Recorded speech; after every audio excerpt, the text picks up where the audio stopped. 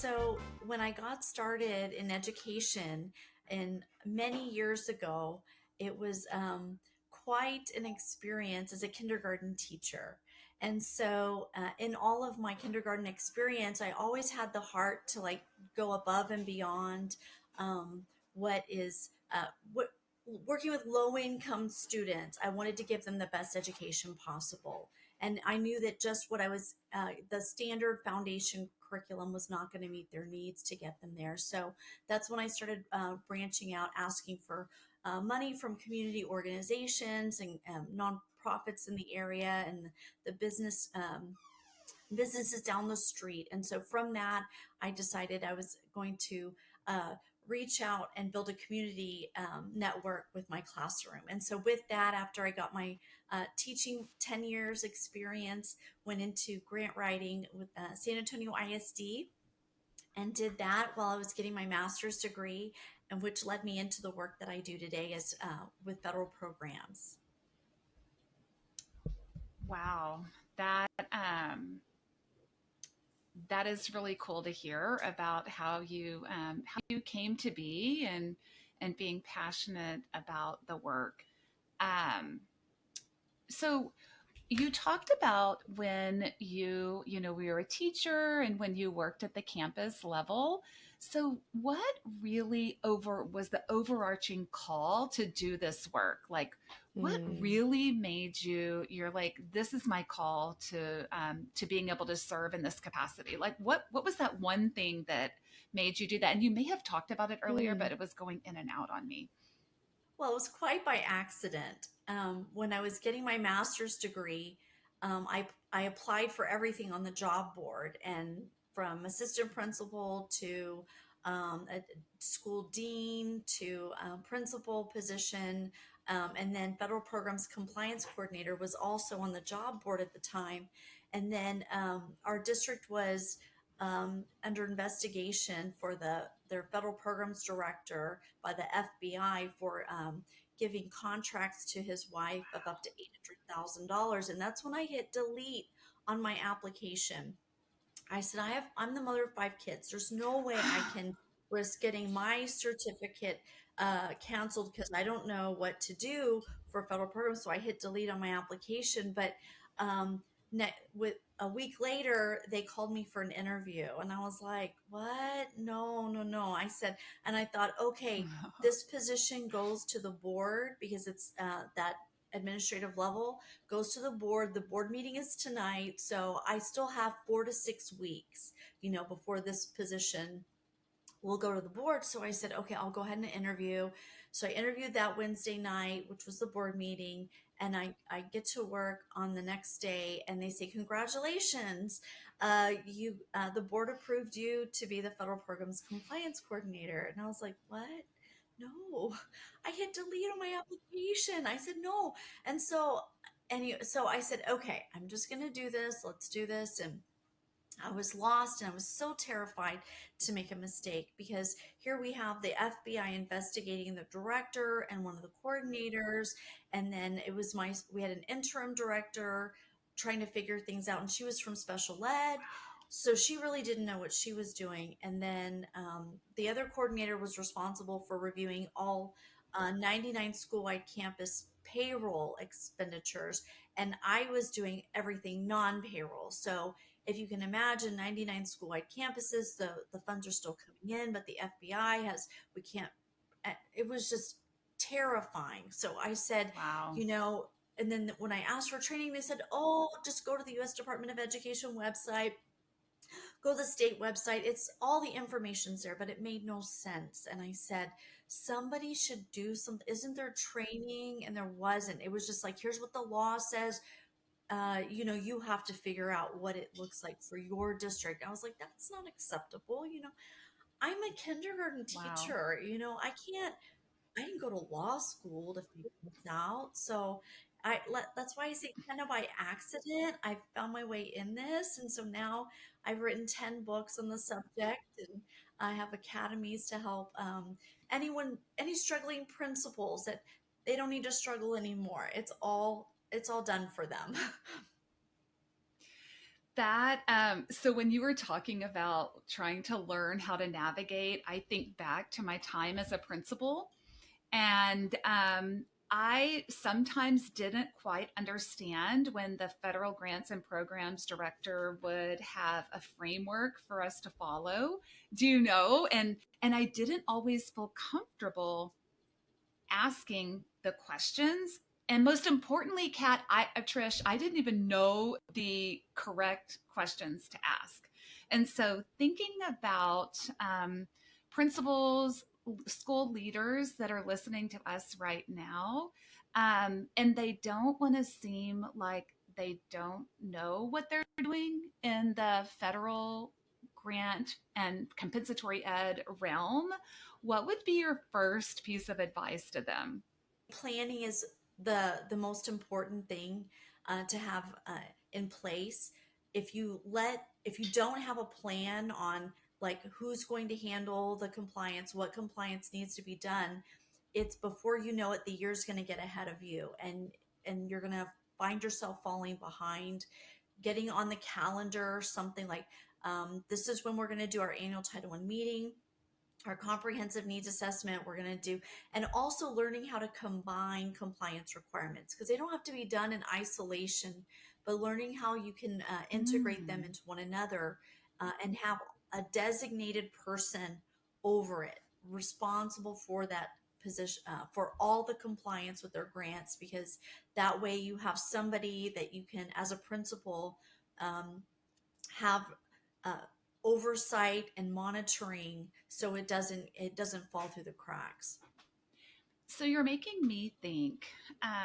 As a principal, my last principalship was in a small for a district where it was me, my assistant principal, two counselors, and I feel like my secretary was like my right hand person.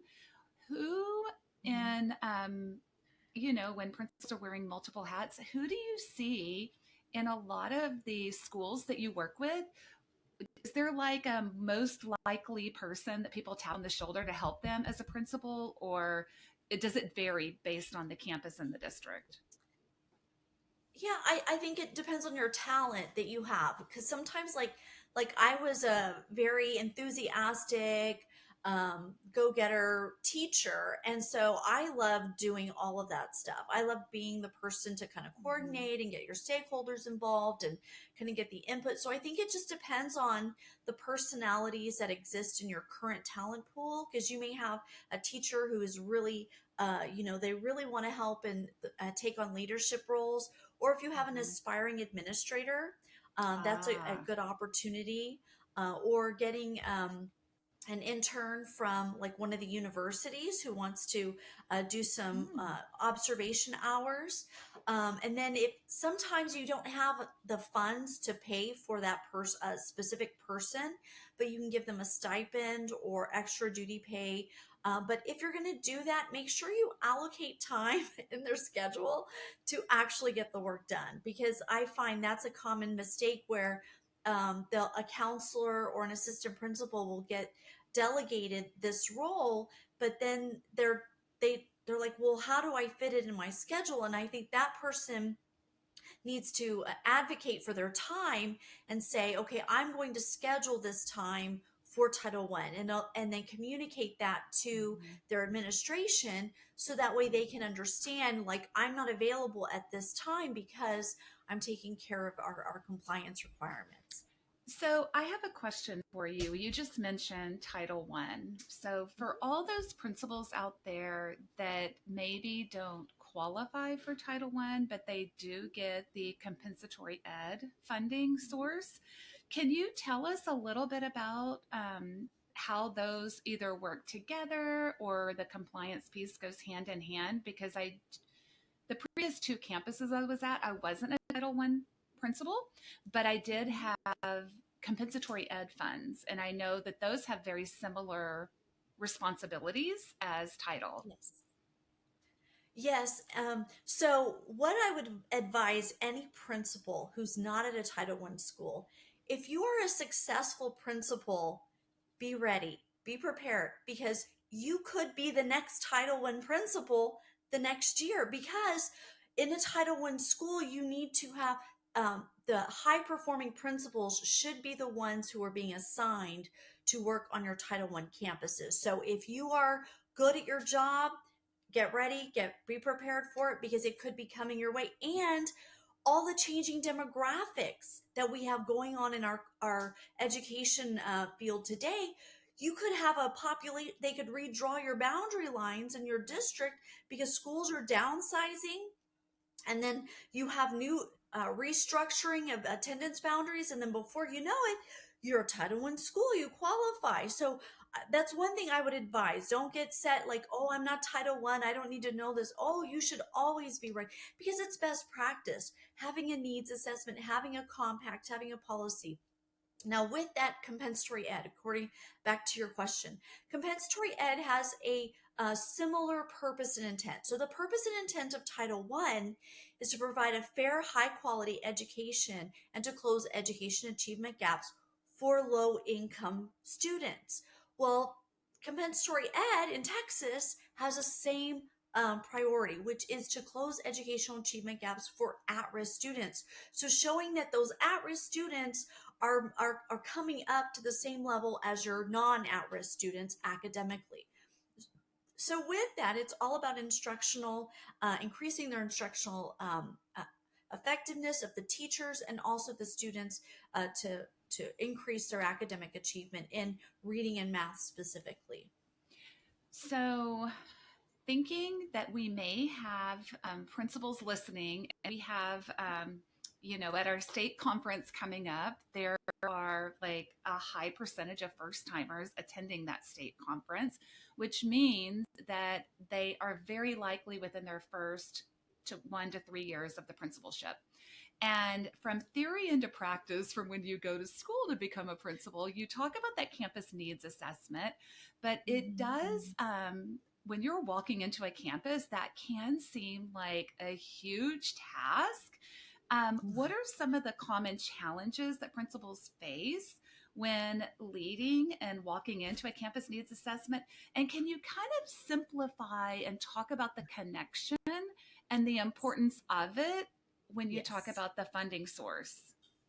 Yes, I always, in my academies, I always give this little example. So, my son came to me one day and he said, "Mom, I need $100." And I said, "Well, what do you need $100 for?" And he said, "Oh, well, I want to buy prom tickets. I want to go to prom." So I said, "Okay." So I gave him the cash, the $100, and he comes back from school, and I said, I'm thinking, I gave you $100 today. Uh, do you have a receipt? Do you have tickets? And I asked him about it. He's like, oh, I forgot.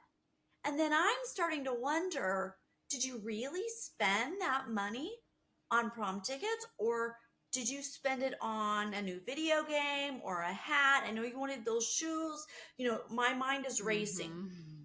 Next day he comes back, he gives me the tickets, he gives me the shows me the receipt, and then I know that the money was spent for the prom tickets. That's how the federal government is. They give the schools money and they want to know how it is tied to the needs assessment. What is the need that this money is going to address? And so that's how the needs assessment is supposed to be a process that goes through all of the needs and then ties it to the funding, how the funds are going to be spent. That's fair enough. That's fair enough to know, is that just making sure that one, they understand the need and what it ties to academically, right? And then two, how are you going to measure the progress? And Mhm, then mhm. three, how are you going to show that, that funding source actually went to achieve that goal Yes, or tie into that yes, goal? absolutely. So I'm wondering, if I am a principal and I know that math, there's a certain academic area that we're really struggling with, and I can't figure out a way to really be able to support my teachers within a learning piece or a new resource. What or how, if could I go and talk to my federal grants and programs director to, or what questions or phrases or things could I ask to be able to see if, if there's a way that they could help me? Yes, so that's where, looking at your budget, where you have money allocated already, and then if a budget change needs to happen based on the need that you have for math, if it's professional development, if it's a contracted service provider to come in and do some in-person coaching, or so I would look at, what budget do I have already, because it doesn't look good on a principal if you're constantly having to make budget changes. If Mm-hmm. you don't have enough in a budget line item, that is one of the success criteria. I have it in one of my books. I have a list where it shows success criteria. Are you using the right budget codes? Do you have enough money allocated in each object code without having to make changes? And then are you expending your funds fully? Because that's another thing. Sometimes principals are like, I don't know how to spend this money, so they don't spend it. That's another problem. And so with math, like going to your federal programs director and saying, we have this need in math. Is there something that we can do? And so at the district level, they have the right to reserve funds for district level initiatives. And it could be that the funds are already available at the district level that are going to be provided outside of the school budget, which can also help to address the need in math. And then also looking at, like, what are other schools in the district doing, or what are other schools in the area doing that are Mm-hmm. effective for math, and looking at the population you're serving and the population, and finding a similar demographic that you're serving, so that way you're using an approach in math that's going to be effective for the students in your school.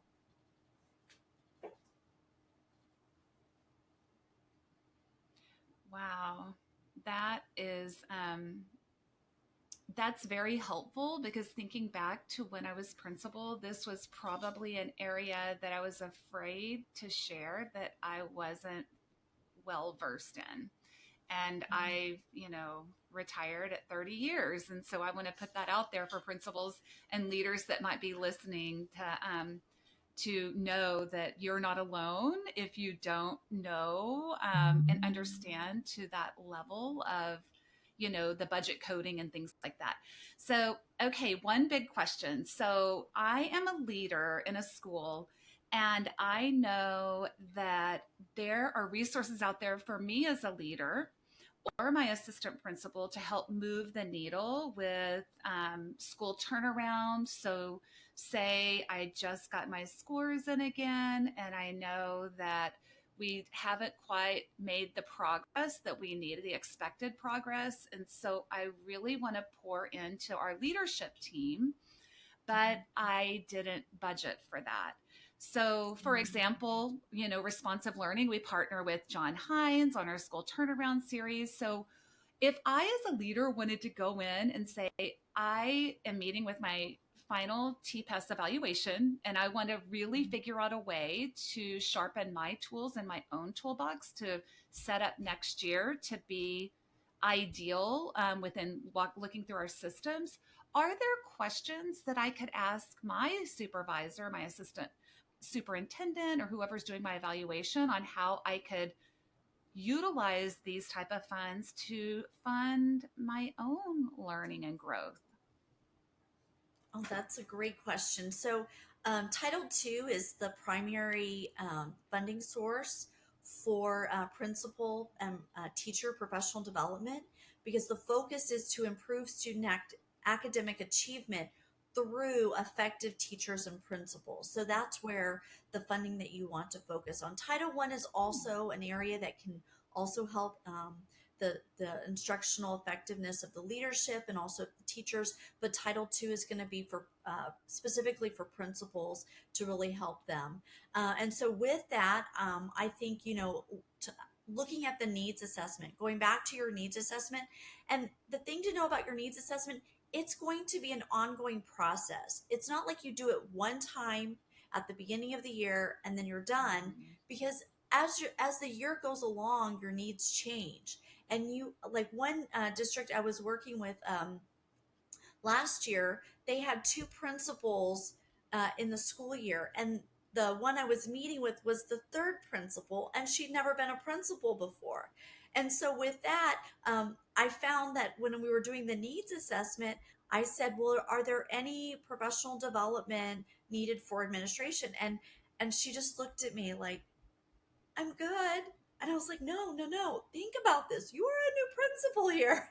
You need some training. You need some coaching. You need some mentoring. And so I think looking at your, now I will say when you're using your federal funds for leadership training and coaching, you have to make sure that the price point is within your procurement thresholds. And what I mean by that is when you're using federal funds, your district, the federal level is 10,000. Anything under 10,000, you don't have to get rate quotes, or competitive bidding process. But anything over 10,000, Mhm. you would have to get. But your purchasing department and your federal programs department can give you a list of those either approved providers that are already on your district's list. So that way you don't have to wonder, like you submit a request and you're like, oh, this vendor's not on our list. And then the competitive process is closed. And so it can create some frustration if you're not aware of that process. But your district should have a list of approved vendors that are already on your vendor approved vendor list that you can select from.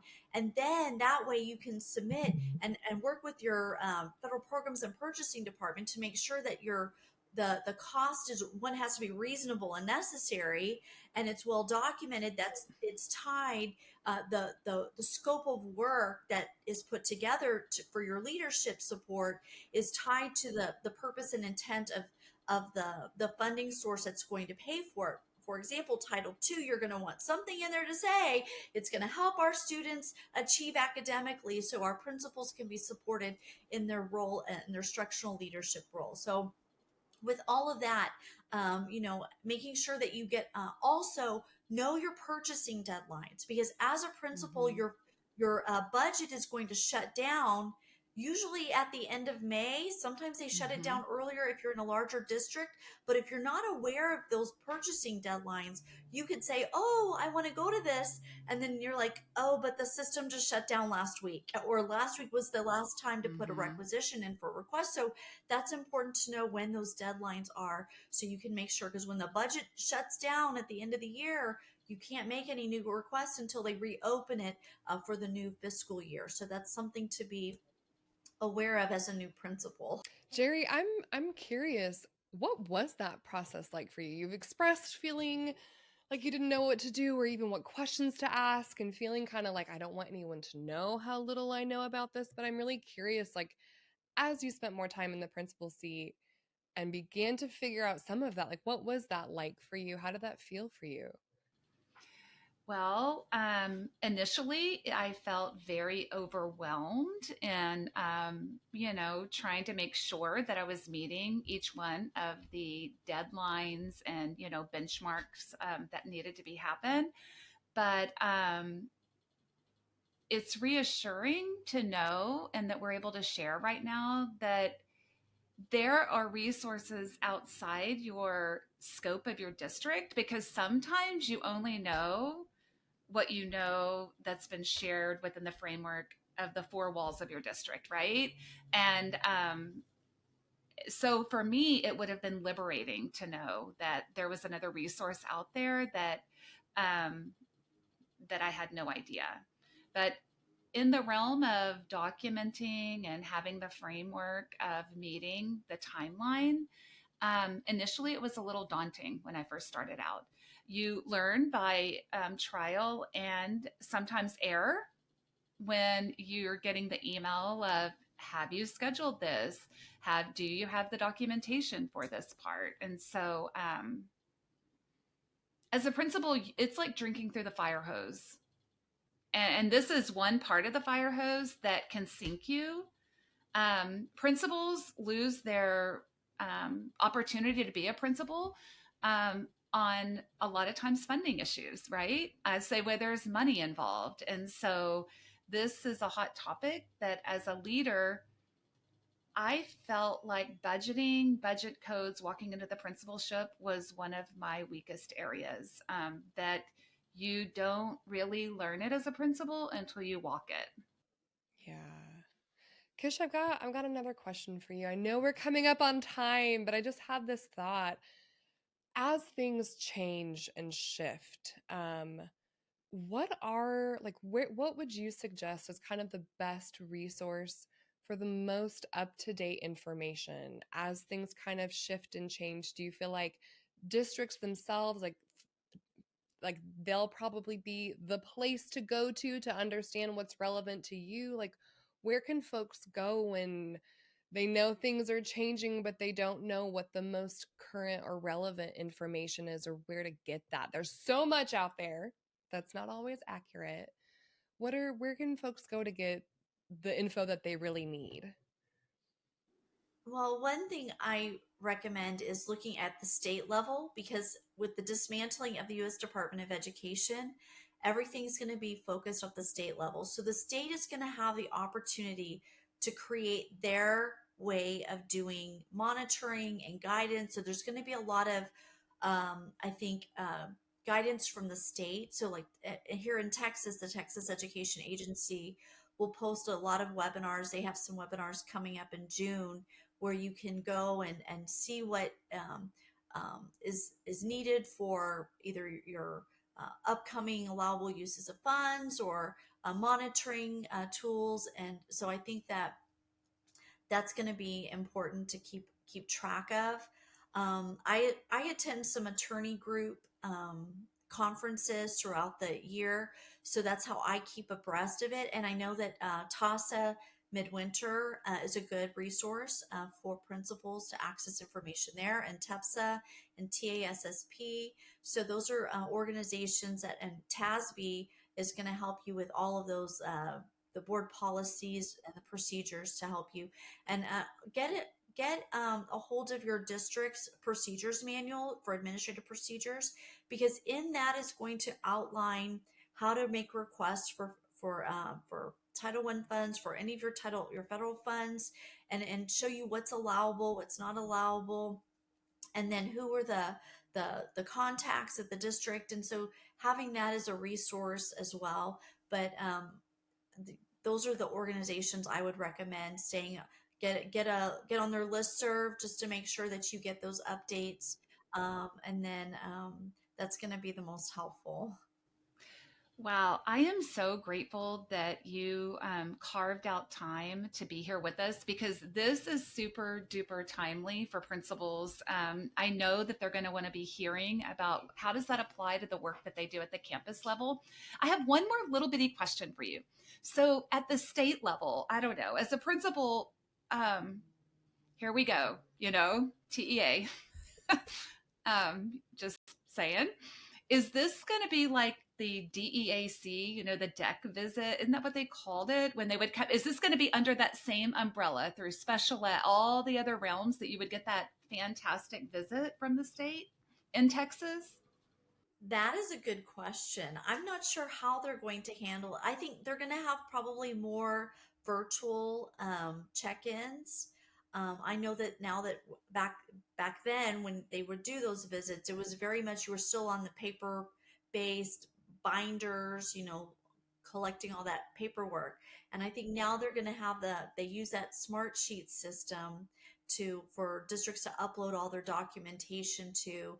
And I think what they'll do is they'll review that first and then determine if an on-site visit's going to be needed. That's what I expect might happen. But now that we're in a more digital, virtual age, that would be a little more reasonable. I agree. Well, I just want to thank you for taking the time to be here. I know that you are, the work you do is very important and valuable to so many districts and entities around the state and the nation. And so I just want to say thank you. This was take two, coming in and having a conversation about, about funding and how we could be able to help support our campus leaders in navigating this? Thank you for the opportunity to be here today. Yeah, thanks so much, Kish. You were, I think, the very first person I interviewed when we kind of began to launch this. So I didn't know what I was doing at all whatsoever. And then now having Gerrie here, who has experience as a school principal in Texas, and getting to hear like the real specific questions that she has for you has just been so great. And so I just really appreciate you coming back and all of the work and help that you've given us over the years. It means so much. And we're always so excited to work with you. And if principals have questions, they can contact you, right, Kish? Yes, absolutely. Okay. Please do. Yeah, we'll have a link to your website, and if there's any other specific resources that we can find links to from your website, those will also be in the description of this episode, so folks will have them real handy. Awesome. Thank you. All right, see you. Thank Bye. you. Bye.